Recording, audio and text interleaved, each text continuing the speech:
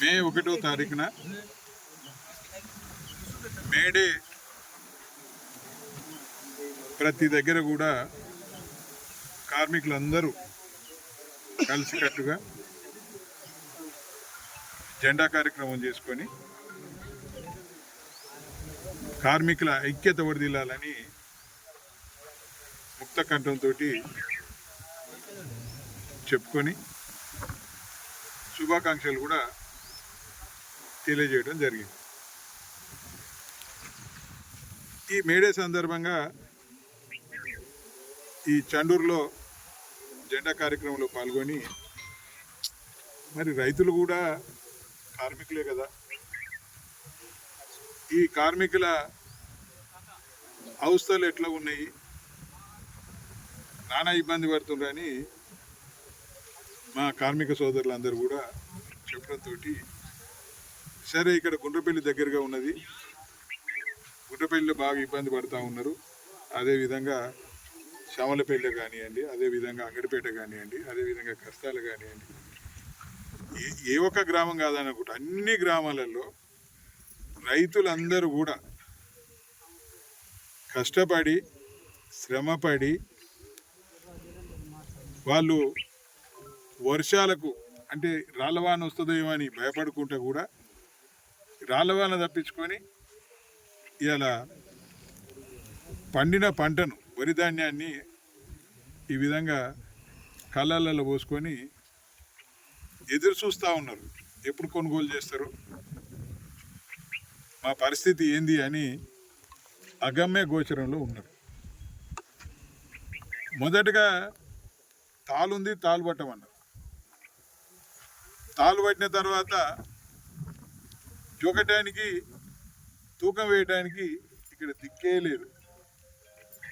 సుమారుగా నెల రోజుల సంది ఈ రైతులందరూ కూడా వందలాది రైతులు ఇట్లా అందరూ గాడినంతా కూడా కుప్పల రూపకంగా పోసుకొని దాని మీద వర్షాలకు ఎప్పుడు వర్షం వస్తుందని భయపడి అన్ని పట్టాలు కప్పుకొని జోకిన ధాన్యాన్ని మిల్లుకు పంపిస్తే మిల్లులో కూడా సుమారుగా ఒక క్వింటాలకు 6 నుంచి 10 కిలోలు ఉండమ్మా, 6 నుంచి 10 కిలోలు. ఈ ప్రాంత రైతులందరూ తన మీద ఎన్నో ఆశలు పెంచుకొని గెలిపించుకుంటే ఈ ప్రాంత సమస్యల గురించి ఆలోచించకుండా తన స్వార్థం కొరకు తనకు మంత్రి పదవి కావాలని పైరువలు చేసుకుంటా ఉన్నాడు. ఏమంటారు చూడు, ఏది ఈ తినదాంట్లో రాయి తీయనోడట పోయి పుట్ల రాయి తీయనోడట పోయి ఏటి రాయి తీసినట్టు కదా. ఎమ్మెల్యేగా ఉండి ఈ చిన్న సమస్యలను పరిష్కరించినప్పుడు రేపు నీకు మంత్రి అయ్యి ఏ సమస్యలు పరిష్కరిస్తావు?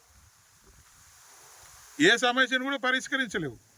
మళ్ళీ మంత్రి అయిన తర్వాత మళ్ళీ నీకు కొత్త ఆశ పుట్టవచ్చు. ఎమ్మెల్యే కాకముందే ఎమ్మెల్యే కావాలని ఆశ, ఎమ్మెల్యే అయినాకనే మంత్రి కావాలని ఆశ, మంత్రి అయినాక ముఖ్యమంత్రి కావాలని ఆశ వస్తుందో ఏమో. ఇక ముఖ్యమంత్రి అయినాక ఈ ప్రాంత సమస్యల గురించి నాకు సంబంధం లేదు, నేను ఆలోచించను, నేను ముఖ్యమంత్రి అయినాక నేను చేస్తా పోరి అంటాడో ఏమో. ఎలా ఎమ్మెల్యే పరిస్థితి ఎట్లా ఉన్నది అంటే ఇక్కడ అసలు సిగ్గు అనిపిస్తుంది. ఎలా ఆయనకు ఉండాలి, రైతులు ఇంత బాధపడతా ఉంటే కనీసం ఏమాత్రం ఆయన లజ్జా సిగ్గి శరం ఉన్నాడు అయితే అయ్యో మా రైతులు ఇంత బాధపడతా ఉన్నారు, వీళ్ళకు ఎట్లా మేలు చేయాలి, వీళ్ళ సమస్యకు ఎట్లా పరిష్కారం ఆలోచించాలని ఏ ఒక్కరోజు కూడా ఆలోచించవైతుంది. ఎంతసేపు నీ నీ రీల్స్ అంతే తప్ప రీల్స్ ఎమ్మెల్యేగానే ముందుకెళ్తా ఉన్నావు తప్ప సమస్యల పరిష్కారం కొరకు పనిచేస్తున్న ఎమ్మెల్యేగా నువ్వు ఎప్పుడు కూడా అనిపిస్తలేవు. ఇక్కడ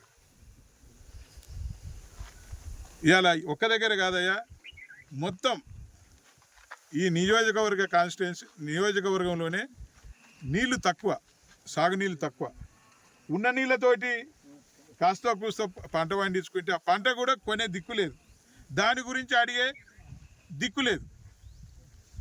నువ్వు దాని మీద ఏమన్నా ఆలోచిస్తావంటే ఆలోచించవు.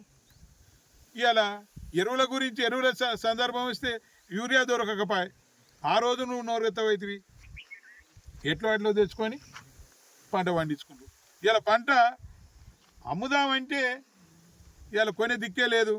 దీని గురించి మాట్లాడవైతివి. ఇలా ఏడో 4 రోజులకు 5 రోజులకు ఓ 4 కుప్పలు తూకం చేసి అది తీసుకుపోయి ఏది ఆ మిల్లులకు పంపిస్తే ఆ మిల్లులోళ్ళు 1 క్వింటాల్కి 8 కిలోలు కట్ చేస్తే దాన్ని అడిగే దిక్కు లేకపోయి ఇక నువ్వు ఏం అడుగుతావు? ఏమనంటే నేను ముఖ్యమంత్రిని ఎదిరిస్తా, నేను ఎవరినైనా ఎదిరిస్తా. మరి ఇలా ఎదిరించు, ముఖ్యమంత్రికి ఎదిరించు. ఇలా పంట కొనుగోలు చేస్తలేరు కదా, అసెంబ్లీలో చాలా మాట్లాడినావు కదా, బయటకు వచ్చి కూడా చాలా మాట్లాడినావు కదా. అవసరమైతే నేను ప్రతిపక్ష సభ్యులకి నేను ప్రజా సమస్యల గురించి నేను చర్చిస్తాను కదా. ఏం చర్చిస్తావో ఏమో కానీ ఈ సమస్యల పరిష్కారం కొరకు మేము డిమాండ్ చేస్తూ ఉన్నాం. కలెక్టర్ గారిని కానీ మిమ్మల్ని కానీ మీ ప్రభుత్వాన్ని కూడా ఒక 3-4 రోజులలో ఈ సమస్యకు పరిష్కారం తీసుకురాకపోతే, ఒక 3-4 రోజులలో, ఒక వారం రోజులలో ఈ సమస్యకు పరిష్కారం తీసుకురాకపోతే మేము ఈ నియోజకవర్గంలో ఒక 5,000 మంది రైతులతోటి మేము మహాధర్నా నిర్వహించబోతా ఉన్నాం అనేది కూడా తెలియజేస్తూ ఉన్నాం. సమస్య పరిష్కారం వచ్చేంత వరకు